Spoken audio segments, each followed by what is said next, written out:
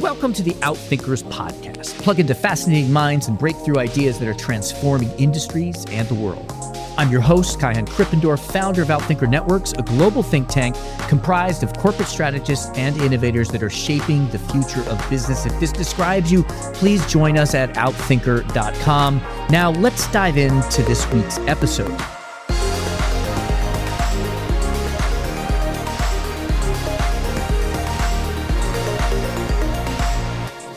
Mostly, we're driven by homophily. We want to hang out with people who are like us. And this is the delicious ambiguity of the word like. It means preference. I like your content, I like you. But it also at some level means I am like you, or I want to seem like I'm like you, or I aspire to be you. And that is a huge social graph. And that is basically gold to advertisers. That's the thing that blew up the advertising industry. But not just the advertising industry, also the customer service industry, because the same signals, of course, can be used not just in terms of user-generated content, but they can use by UPS to say, do you think your delivery was good? Did you like every aspect of it? You want to change some aspect of it? What do you like? Though this very simple signal of preference can be applied to B2B services and all manner of things. So actually the like button is long exceeded the boundaries of social media. It's now in shopping, it's now in entertainment, it's now in information, it's now in customer service, sort of CX software and so on. You're about to hear from Martin Reeves, whose new book, Like, the Button That Changed the World, is already reshaping how leaders think about invention, serendipity, and the ripple effects of our smallest decisions. Martin isn't just a prolific researcher and author, he is a master at drawing practical, uncommon conclusions from the messiness of real life. In this episode, he takes us deep into the surprising history of the like button, revealing how it was less a stroke of genius and more a product of communities, accidents, and cultural collisions. We'll explore why the most influential innovations often emerge not from grand plans, but from toaster projects, imperfect, social, and unpredictable experiments. Martin will share what the story of the like button teaches us about feedback, business models, and unintended consequences, and the delicate dance between technology and culture. We'll also unpack what all this means for AI, customer value, and the very nature of creativity inside organizations. Whether you're building the next big thing or just trying to see around the corner, this episode will change your assumptions about innovation and leave you rethinking how bold ideas really come to life. Ladies and gentlemen, Martin Reeves. All right, Martin, thank you so much for being back here on the podcast with you. Honestly, I was just sharing with one of our members how your writing is an exemplar for me of what great research is, in that it is grounded in real data and yet drives to practical yet uncommon conclusions. So it is a thrill to have you back here again. It's great to be back. Thank you, Ken. Now, there are many things that we can talk about. I know you've written a lot about global macroeconomic impacts of the Trump tariffs and navigating uncertainty. So we'll see where this goes, but I'm particularly excited to focus on this like button and your book on it. It reminds me a little bit of the book that you probably read, but it's been a long time. It was called The Toaster Project. Yes, indeed. A fun story. Yeah, I mean, essentially, in a word, my thesis is that innovation is mostly toaster projects and less, the Soviet planning circa 1975, even though we may pretend otherwise. And what's the difference between those two visions of what innovation is? I think, so this book, I've written 13 books, but this book was very different for me because, number one, I wrote it in a narrative style, partly because I wanted to try something different, but partly because it's very appropriate to the subject of the quirky details and the serendipity actually being the point of the story. And also because I wanted to look at the general through the lens of the particular, this tiny invention, the like button. What does it really tell us about innovation? And I was brought up on heroic stories of innovation. So in the UK, the Industrial Revolution was nearly derailed by mining accidents, methane explosions in mines. So coal, the source of power for the Industrial Revolution, was threatened. And Sir Humphrey Davy, so the story goes, in a week, invented the miner's safety lamp, which is essentially a copper gauze that wraps around a naked flame and doesn't trigger explosions. And so I had this idea that innovation was, mainly something that solitary geniuses did, and moments of inspiration. It was virtually instantaneous and great foresight and rationality deployed. Whereas the history of the like button is the perfect poster child for the exact opposite of that, which is a toaster project, a very unplanned process, a very serendipitous process, a very social process, a process where you don't end up with what you think you're looking for. You end up with something different, for better and worse. And I think the reason that's really important is that what is your mental model of innovation actually determines how you go about it. So that was the thought behind it. I wrote it not theory first. I wrote it as a narrative because I wanted to see where all of the facts led us. Now, the main challenge with that was maintaining coherence by putting a lot of detail and research into the writing, but essentially a sequence of questions that unfolded in a natural way was my thread for readers to hang on to. What I really love about your choice of the like button is that in the case of the lamp that you're discussing, or many innovations that were collectively created, a lot of those have broad shared social benefits. So you could kind of imagine groups of coalitions or ecosystems of people solving different parts of the problem, working on it together. The like button is interesting. It doesn't have any kind of immediately obvious social shared value. It had some, but it was very different from the ones, very different indeed, and on a different scale, a much smaller scale than the ones that eventually panned out. And in fact, one of the most striking things about the research of the book was that none of the innovators that contributed to the invention of the like button, and there were many, there are about at least 30 companies you can say had partially some stake in the invention. None of them actually foresaw the eventual significance of the like button. They were just trying to solve the tactical problem of the day. And the main tactical problem of the day was that the idea of the social Web 2.0, was coming together around year 2000, but there were a number of problems. One of them was that users were not actually contributing content. The plan was the users generate the content. They were not generating content. Second problem is that there was no feedback loop. So they were posting into the ether, and people, are not highly motivated to post into the ether. So there needed to be some feedback loop.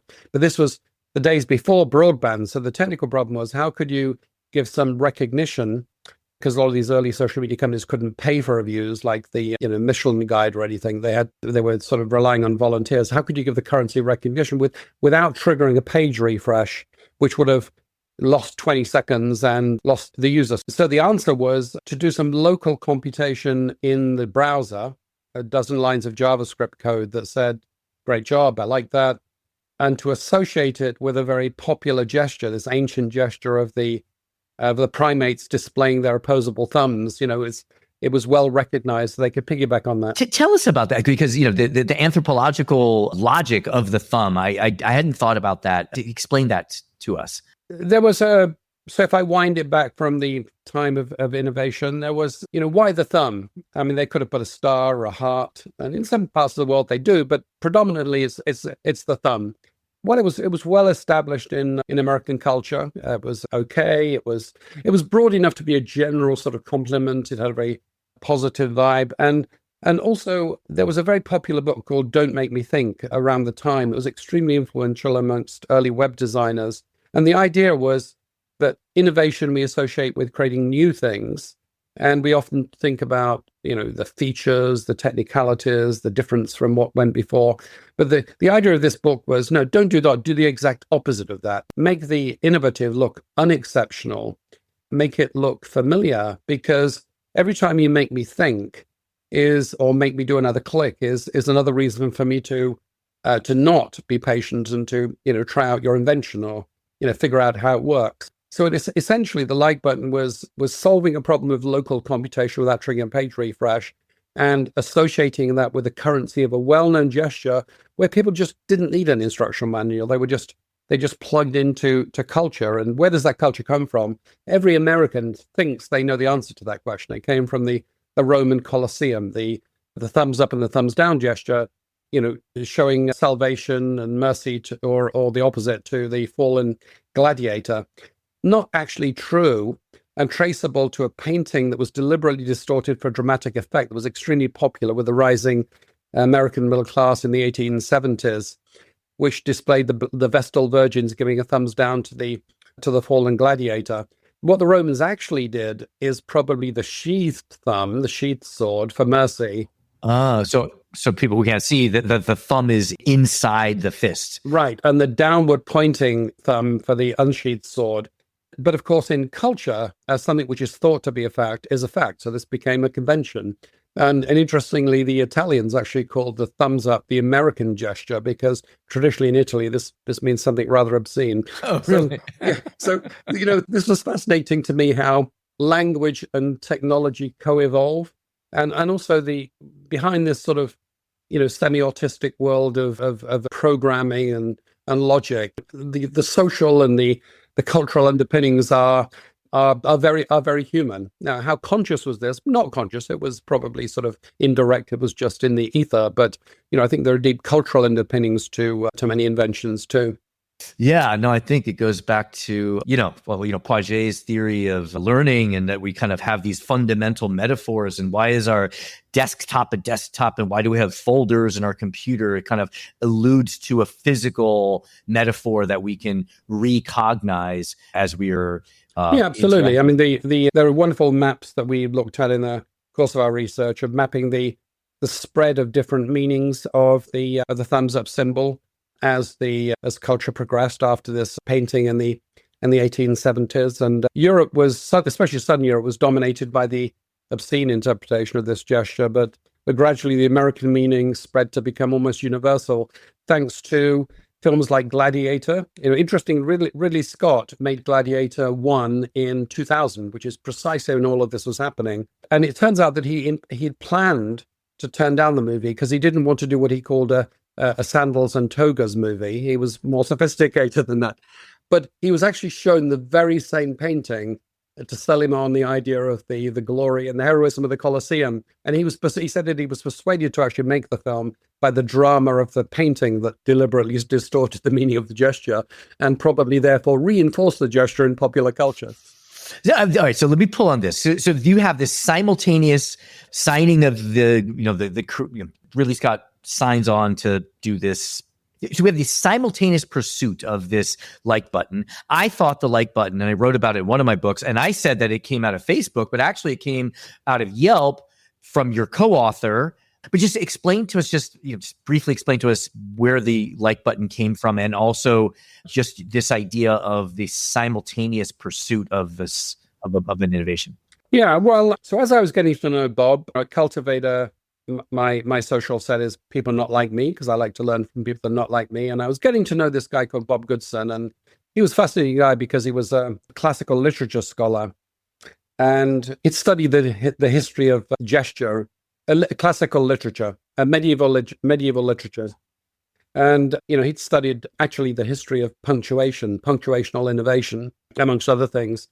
And I was getting to know him, and another one of his quirky traits is that he's an avid collector or hoarder. So he keeps all of his train tickets and all of his notebooks, all of his dated sketches, and he was moving. So to make conversation, I said to him, Bob, you're probably discovering interesting stuff in your hoarding boxes as you move. And he said, oh, you bet. And he pulled out this sketchbook, and it fell open at a page where there was a dated sketch of a like button, a thumbs up and a thumbs down gesture with a counter. It was clearly a like button with some notes.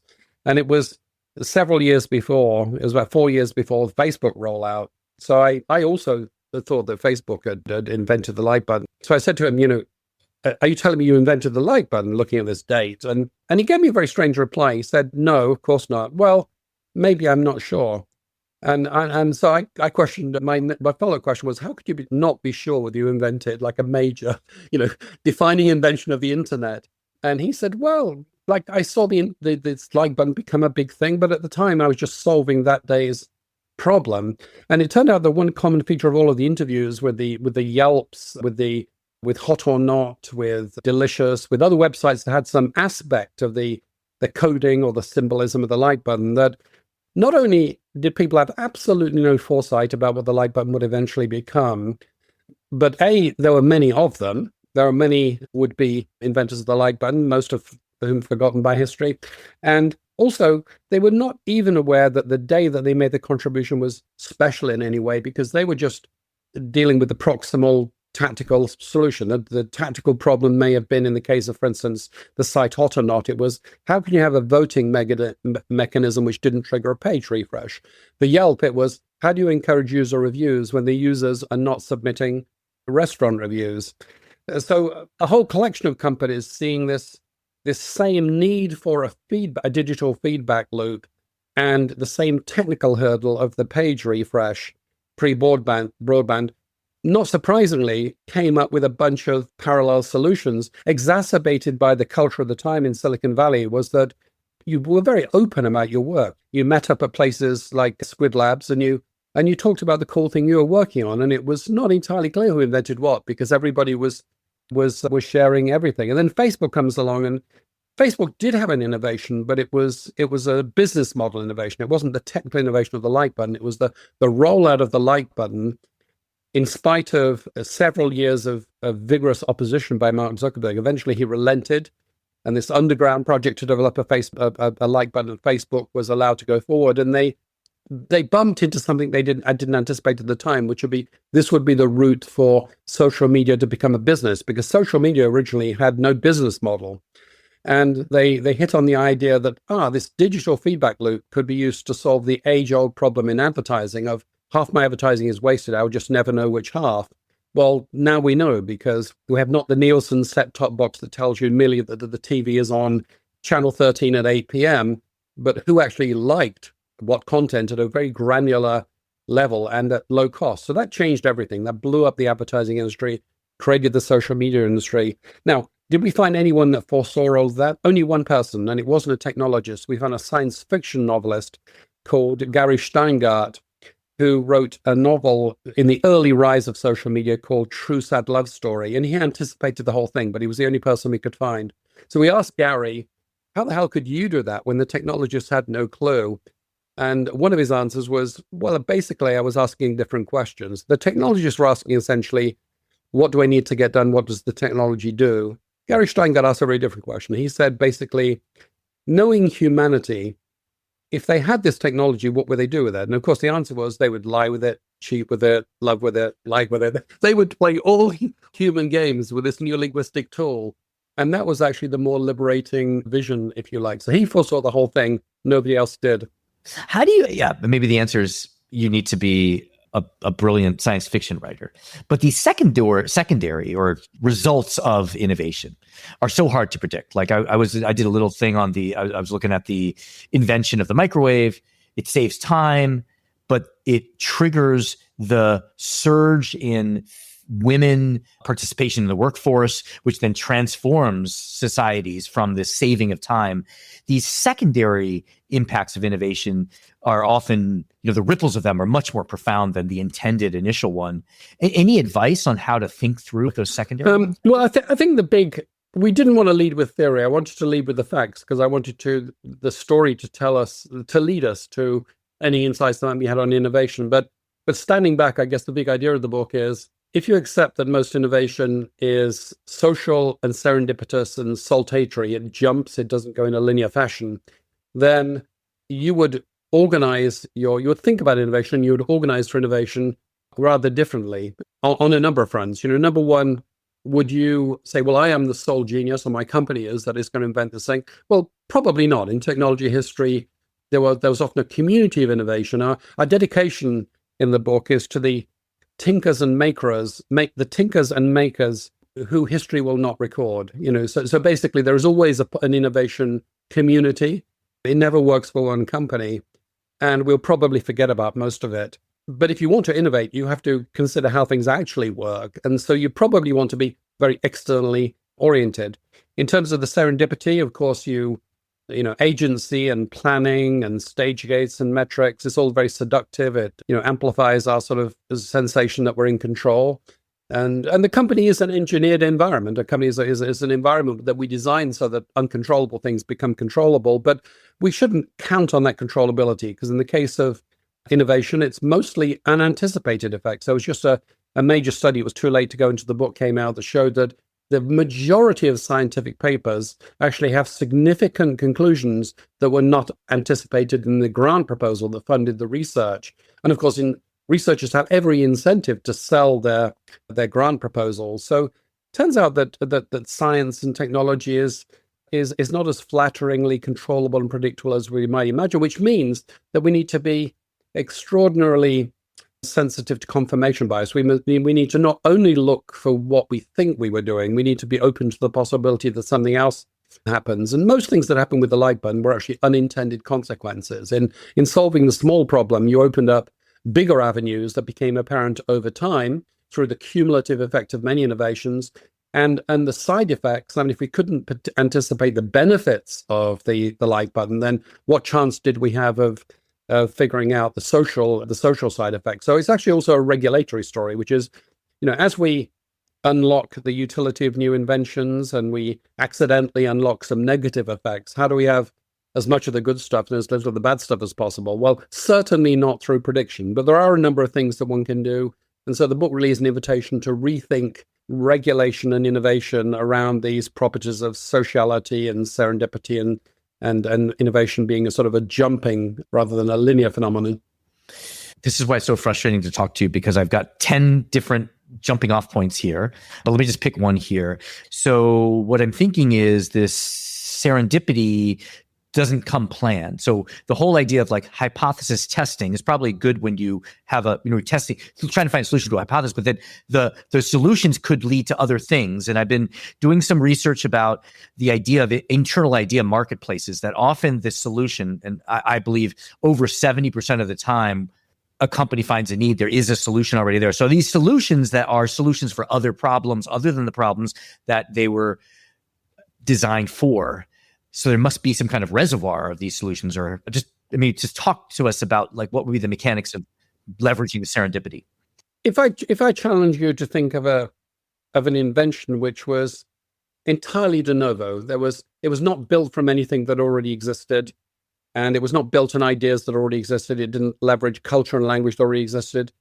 You probably have a very hard time defining that thing, and there may be no such thing. There may be no new ideas under the sun. So. And in particular cases, of course, people like Brian Arthur have spent a lot of time showing how inventions like the iPhone or the jet engine are actually just repermutations of things that already exist. Maybe, one of them gets nudged forward slightly, but it's mainly a game of recombination, but with a twist. It's recombination where the combined entity, the Lego blocks make the Lego model, and the Lego model becomes also a module in the bag of tricks that you draw from.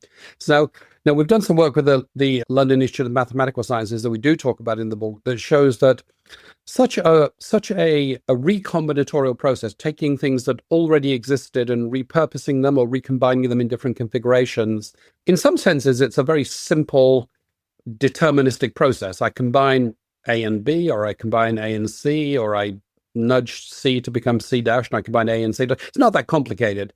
But sometimes simple processes can have extremely profound results, especially if they iterate. And this is the case with the math of serendipity. So it turns out that you can show mathematically that the signature of innovation is not randomness, but it's very hard for humans to understand. It's actually governed by a double power law. It's the signature of serendipity, of recombining things, and some of those things having high unanticipated utility, but it has its own logic. It has its logic of, the modules pre-exist. You cannot choose whether you have a mental model or not. We automatically seek to understand reality. So we certainly have a mental model. We recombine things, not necessarily just our own things. We, in a community of innovation, we recombine things. Some of those things turn out to have unanticipatable utility, and then that is the surprise, the misfit that triggers the new mental model, a new way of thinking about something. And there's this very critical moment that I find very delicious in an innovation process, where a thing becomes a thing, where something gets a name, and the name is an indicator of a new mental model for a new possibility. And that's a very important point, right? That's when the world of quasi-randomness becomes a new paradigm. And you're going exactly where my head was going just now, is that when that name is associated with a use, then it might narrow what we think we can use the thing for. So the naming can... Right, it may mobilize other innovators. And so not in the Like book, but in an earlier book called The Imagination Machine, I talk about the three philosophies that you can choose to name things. And it's a very critical decision. You can name things according to their utility. So I can call something a fax machine, a facsimile machine. Because if the first time you saw a facsimile machine, you'd probably have a hard time figuring out what is this used for. Well, it creates facsimiles of documents. It's a facsimile machine. So we can name on utility. We can name on familiarity. I mean, the Apple Watch is not really a watch. I mean, one of the things it does is it has a watch function, but it has 200 other functions too. But, I want you to feel familiar with this thing. I want you to, like the like button, I want to piggyback on what you already think you know and you're familiar with. So I'd call it a watch, and it's a watch. It's just an Apple Watch. Well, it isn't really, but, But that's an entry point, and then you discover that it is something more, right? Or you can name on novelty. You can actually, like the FC UK, the French Connection T-shirt. I mean, you do a double take because you think you've read an obscene word on a T-shirt, and there's nothing new about a T-shirt, a printed T-shirt, but this says, wow, controversial new T-shirt. And now, what should you choose under what circumstances? It depends. If you don't have a lot of resource and you want something to scale virally, fast and at low cost, then you probably go for the familiarity route. If you're already in some sort of competitive race and you want to demonstrate differentiation, you may go the novelty route. If you want to fundamentally change how people think about something, like a piece of metal and electronics on your wrist, you may want to go the familiarity route. And this is where language and technology and strategy interact, because that name can then trigger new communities with a shared mental model over some new way of using something, some new set of possibilities. So the linguistic act is part of the innovation process, I think. So, humans, we interact through language, and when we name something, it's efficient to agree on a name. But maybe AI allows us they can use lots of different language to describe something. Do you think that AI will somehow facilitate? Yeah, I think that this curious phenomenon of the very people inventing the like button not having any foresight at all over the eventual consequences. In some ways, one interpretation of that is don't trust experts. So early in any revolution, the social media revolution, the AI revolution, there are people that know more about that topic than you or I. And of course, people look to them to make sense of what's going on, but they may not know, they probably don't know what's going to happen next, although maybe there's the illusion that they do. So one famous AI theorist who was very well qualified early in the AI revolution basically said that, AI is great. It's going to do everything except the really human things. It's not going to do empathy. It's not going to do imagination. It's not going to do manual dexterity, but everything else is routine. And it's not going to do ethics. Well, wrong, because we don't need to speculate about whether AI can be put to imaginative uses or can facilitate imagination. We don't need to speculate because we can look at the tools that we have today. So one of the things about the science of imagination that we know for sure is that we change our mental models. We reimagine when we confront pattern breaking or an anomaly. If something doesn't fit, if there's a surprise, we say, maybe you need to revise my mental model. So in some senses, there's a sort of finding a needle in a haystack, finding the anomaly, which can be a trigger for imagination. Do we have tools for that? Absolutely. We have LLMs that can detect weak signals. We can use network analysis to say, find this sort of conjunction of data. And so we have tools for every step in the process of developing an idea. So of course, AI will be used to potentiate human imagination. Exactly how? Well, we need to figure out, because the problem is, as often in the history of technology, is that, we have social processes like decision making in companies. We have some new functionality like AI. It's clearly going to change how work gets done and how we make decisions. Exactly how? Well, we need a social innovation for that. I think right now, most of what's going on with AI is spot uses aimed at the individual. Essentially, it's an individual saying, please answer my difficult question. It's not groups of people saying, potentiate my decision-making process or my collective intelligence process, but we will get there. I mean, if you want a bold assertion, my assertion would be AI is probably going to turn out to be a social technology. That's probably where the highest payoff will be. I have so many questions. We don't have enough time for all of the questions. Let's just dig a little bit deeper into what happens when you click. Right. Well, when you click, it's worth asking the question. It's an important question because this is such a pervasive phenomenon, and programming and coding is so obscure to the majority of folks. So we did want a chapter that was called Inside the Code, where we actually walk you through the algorithm. And the algorithm is really two very different types of algorithms. So the first algorithm is the local computation in your browser that says you liked somebody or you liked the content of somebody, and you want to transmit a signal to that person to show, I liked you. And you want that signal to be visible to others in the form of a like counter or something like this. That's a local computation in a browser because it comes from the days where we didn't want to trigger page refreshes. And it triggers operations back at the servers of the social media company that keep the scorekeeping. It's like, well, Kaihan has 27 likes from Martin Reeves, and if you generalize that to soccer enthusiasts living in the Bay Area, he has 27,000, and that leads on to so that's one type of computation. And the thing to appreciate about that computation is that it's a very simple signal, right? You like something, you not like something.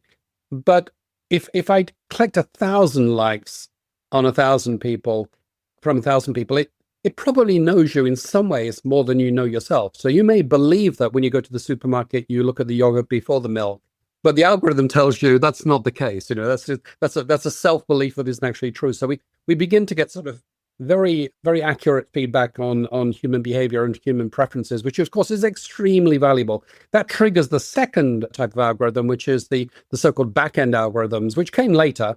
So what came later was, Facebook essentially saying, dear advertisers, my secondary audience in this multi-sided marketplace of social media, I can test at very low cost advertisements. I can test 27 versions, tell you who's liking what, tell you should be going after soccer mums in Ohio for this particular product. And that is a huge that's the social graph. That's basically who is liking who and who is like who.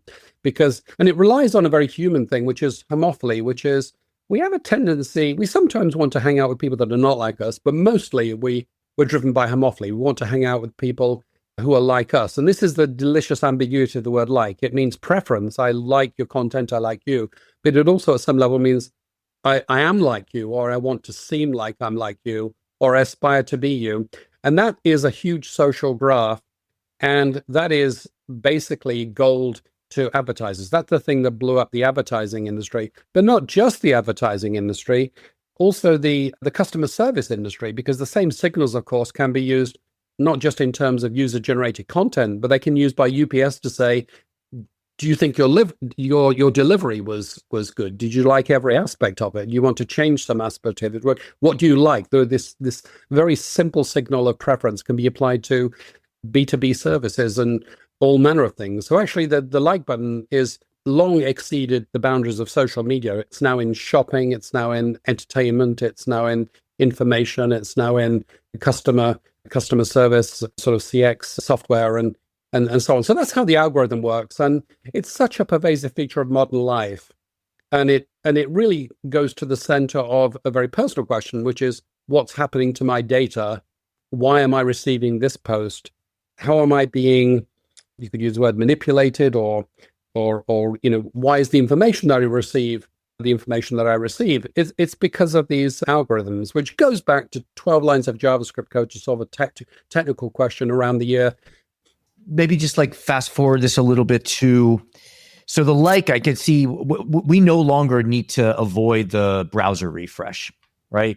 We had Sandra Matz on here. She's a professor at Columbia, and she's talking about psychological targeting, right? And then we had Russ Newman from NYU, and he was talking a little bit about we're kind of developing this sixth sense, which is the electronic sense. So like bringing the fact that I'm getting listened to, I'm getting observed. When I touch things, I'm generating information. Just talk to us about the implications of that are for business models or for. Well, there are many. I mean, I think in a word, we now can do something which we couldn't really do in history previously, which is we can generate very granular, very low cost, instantaneous feedback on any transaction. Now, what feedback? What is the future of things like liking? there are all sorts of possibilities. I mean, there's a possibility that the Neuralink technology of Elon Musk, where we have brain implants, and I don't know if you know, it's Sandra Matz's husband who invented that technology and then licensed it to Musk. Yeah, fascinating. And this is not a speculative technology. It actually exists, and it already has some level of functionality. So one future is we don't need to ask you what you like. You don't need to click a button. We know. And so that's one plausible. Another plausible future is human beings are reasonably good at detecting whether somebody's trustworthy or not, and they often do it by observing involuntary facial muscle configurations and movements. And so another possible plausible future is in the world of high fidelity virtual reality, we may have algorithms, and these algorithms already exist, by the way. We may have algorithms that detect what emotion, what sentiment is being conveyed, independent of your intentions. So that's quite scary, right? You may say you like something, but I know that you don't. I know you just try to curry favor. We can have algorithms that figure that out. Or maybe, I think the more plausible one is that the like button in its current form, because it is very elegant in its simplicity, it's probably the smallest signal that communicates the most, that is the most familiar to humans. Of all the things we could have chosen, there was genius in the choice of signal. I think that, well, actually, I don't need to speculate. It's already the case that there's a like button on the ChatGPT screen. Now, what is ChatGPT doing with it? What's OpenAI doing with that? They're a little coy about it. They may not have made up their mind yet. But imagine what you could do with that button. And taking the Gary Steingart principle, the science fiction author, if we can do it, somebody probably will. We could say, Kaihan, you've asked me this question. Well, what do you want to hear? What do you like hearing? Okay, instead of telling you the unvarnished truth, let me give you a spin, which is, you're likely to like. Why? Because I'm sort of weaving advertising or messages into your reply. We could go that route, and which of course will have immense controversial elements and regulatory issues that we need to work through. But and of course, this is the very essence. It's different from the logic of the original like button, but this is the very essence of reinforcement learning. You ask me a question, I give you an answer, and then I give you a chance to opine on the answer, and I refine something based upon this answer. I think this future is already with us. By the way, the other answer that Gary Steingart gave about his foresightedness was that it's the William Gibson principle, the idea that the future is already with us if you look at the right cells of reality. It's just unevenly distributed and the minority. But we can already see and observe what is the button doing on AI in human reinforcement learning. And so probably my guess is that will cause, that may shape a generation. It may shape culture in the way that the like button did. It may give us very tricky regulatory problems for which there's no precedent. I would not be surprised if that's the next future that we bump into as we repurpose the invention of the like button to invent further. Fascinating. Well, you just opened up a whole nother set of questions, which we don't have time for here. I'm just imagining that every product is going to have a like button. Every time I move, there's going to be a clicking of a like, and that's going to... Well, if you use the bathrooms in Heathrow Airport, I discovered the other day, you have the opportunity to say whether you like your experience on the way up. So interestingly, this like button has come back into the physical world in the form of customer feedback and on sort of hygiene experiences. So it is truly pervasive. Fascinating. Well, Martin, thank you so much for doing the work to study this history for us and then thinking through the broader implications. It is always mind-opening. I've got lots of notes here. I've got a lot of threads to pull on after this call. How about people who also have threads to pull after this call? How can they best learn from you and follow you? Well, there's a website for the book where we have a lot of supplementary materials, like a very detailed timeline of everything that happened relevant to the like button, going back into prehistory and hand gestures and through to, OpenAI and the like button. So that's that's likebook.org, I believe. And then there's the book. People can read the book, the button that changed the world. The theory first version of this is in some ways my previous book, the imagination machine. So if you want the theory of what do we know about the science of imagination and how we deploy it in companies, you can look there. And I've written a number of pieces that people can look at on my institute's website, the BCG Henderson Institute.com. where I've taken some particular aspect of the book and gone deeper than I could go in the book, because after 3 years of research, we had too much material. So, for example, reconceiving the innovation process around the idea of serendipity and sociality. How would you do that? It's an article on that. So there are a number of ways in which people can follow up, or they can just write to me, and I'll try to respond. And we'll include references and links to that in the show notes. Martin, thank you so much for being here. Thanks so much. Great conversation. Thank you very much, Kaihan. Thank you to our guest, Martin Reeves. Thank you to our producers and our editor and the rest of the team. If you like what you heard, please follow, download, and subscribe. I'm your host, Kaihan Krippendorf. Thank you for listening. We'll catch you next time with another episode of Outthinkers.